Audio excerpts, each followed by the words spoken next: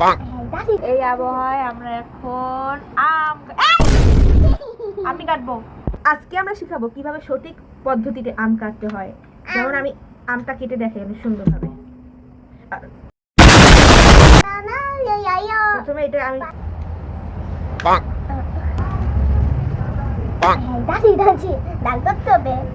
ধান নাই গাইস, প্রথমে একটু গর্ত করা লাগবে, গর্ত করে তারপর এখন কাটতে হবে। এই যে গাইস দেখুন কি সুন্দর, পুরো লাল লাল টকটকে আম। তারপর এখান থেকে এইটা কাটবে। তোর এক পাশ থেকে এটা কেটে তারপর আরেক পাশ এরকম করে আবার কাটবেন। হাত আনবি না সামনে।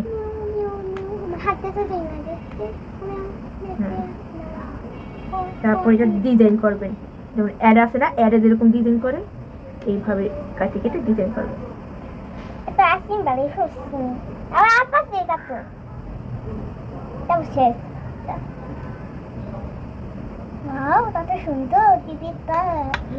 দেখেন গাইস, এইভাবে আপনারা সুন্দর করে আম